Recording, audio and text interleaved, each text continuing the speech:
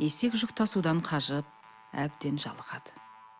Бір күні ол жолдасы түйеге келіп: «Әй түйе, күні бойы жүк көтеріп жон терімнің тамтығы қалмады.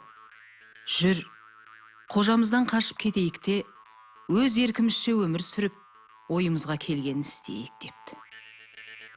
Түйе сәл үнсіздіктен кейін: «Шынында да, қожамыз қатыгез, бізді көп жұмсайды. Күтіміміз жаман ақ. Одан құтылсақ, мен де қуанар едім. Бірақ қалай қашамыз?» Есектің жауабы дайын еді. Ол: «Сен қам жеме, маған сен. Ертең қожамыз бізге тұз артып қалаға барады. Бастапқыда біз айдағанына көніп, тыныш жүреміз. Ал тауға шыққан соң, титықтаған болып жығылайық. Қожамыз қарғап сілеп, таяқтың астына алса да, біз тұрмайық». Шыдамы таусылған ол, көлік әкелгелі үйіне кетеді. Сол кезде қайда қашсаң да өз еркің өзіңде, тек қана аяғың шыдаса болғаны дейді.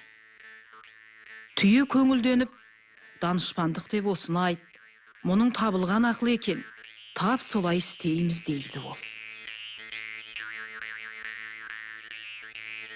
Қожайын ерте тұрып, түйе мен есекке қап-қап тұз артып, жолға шығады.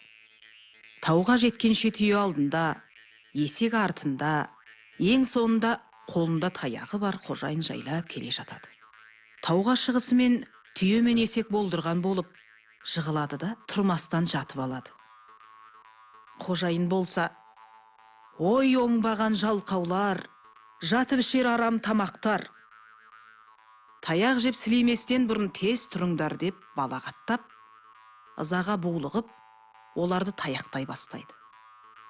Олар қожайынның сөзін құлағына да ілмей, соққысына да шыдап, былқ етпей жата береді.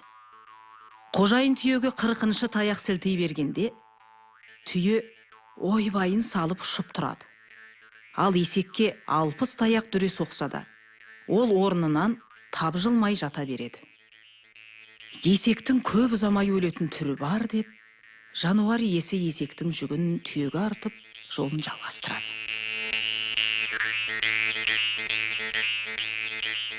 Өз жүгіне есектің жүгі қос артылған түйе аяғын әрең басып: «Есек, сенің тіліңді аламын деп қаншама таяқ жедім. Оның үстіне 2 есе жүк көтеріп келемін» деп есекті қарғаумен болады. Түйе мен қожасы қырдан асып, қарасы үзілгеннен кейін, есек орнынан атып тұрып, бет алды қаша жөнеледі. Есек сол қашқаннан 3 күн қашады. 3 таудан, 3 жазықтан асады. Ақырында Тентек өзенінің жағасындағы тоғайлы алаңға жетеді. Есек осы жерде мекендеп қалады. Бұл тоғай көптен бері бір жолбарыстың меншігінде еді. Бір күні жолбарыс тоғайды аралауға шығады да, құйрығын шыпшыңдата түсіп, тоғайда емін еркін жайылып жүрген есектің үстінен түседі. Бұл мен көрмеген неткен аң болды екен деп ойлайды. Есек жолбарысты көріп, менің ажалым жеткен екен деп есінен тана жаздайды.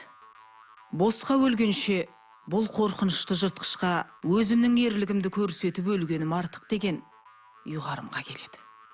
Ол құйрығын шанышта көтеріп, құлағын қағып қойып, бар даусымен ақырып қоя береді.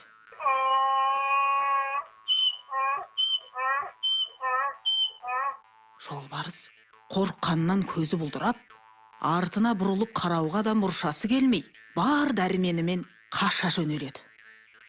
Жортып келе жатқан оған жолда қасқыр кездесіп: «Мұнша кімнен қорықтыңыз әміршім?» депті. «Мен бір құлақ орнына қанат біткен, бас дегенің бақыр қазандай, ақырған үнінен көк жарылғандай аңнан қорқып келемін. Дүниеде ондай қорқынышты аң жоқ шығар. Сабыр етіңіз» дейді қасқыр. «Сіздің кездескеніңіз есек болмасын, ұсқыны соның өзі ғой. Жарайды, ертең оны екеулеп арқан құрып ұстармыз. Қасқыр келесі күні арқан тауып алады да, оның бір ұшын жолбарыстың мойнына, екінші ұшын өзінің мойнына байлап, екеуі алаңға қарай жөнеледі. Есек бұларды алыстан көріп, аузын кере ашып, бұрынғысынан да қатты ақыра бастайды.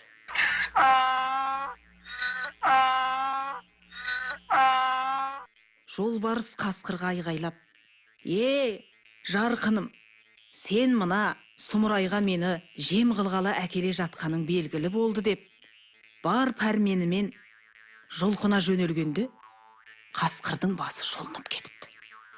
Жолбарыс демі құрып үйіне жеткенше жүгіреді. Сол кезде оған сауысқан ұшып келіпті. Ол шықылықтап, секелектеп, жолбарыстан болған уақиғаның жай күйін түгел сұрап біліпті.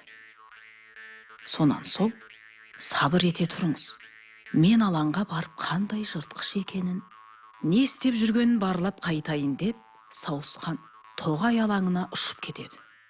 Есек ұшып келе жатқан сауысқанды алыстан көреді де, аяқтарын серейтіп, өлген болып жата қалады.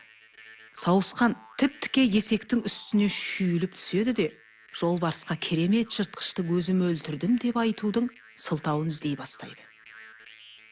Осы кезде жерде жатқан бидайдың бір түйір дәнін көреді.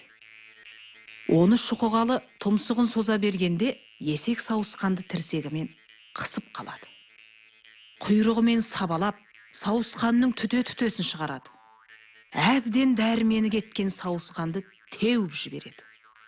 Содан сауысқан үхілеп, ақылап, бір жан бастап ұшып, кері қайтыпты. Ол жолбарысқа алыстан айқайлап: жаның барда бұл тоғайдан жоғал, менің күнім сағанда туып жүрмесін дейді. Мұны естіген жолбарыстың зәресі қалмай, алды-артына қарамастан қаша жөнеліпті. Ал батыл есек кең далада әлі өмір сүріп жүр екен.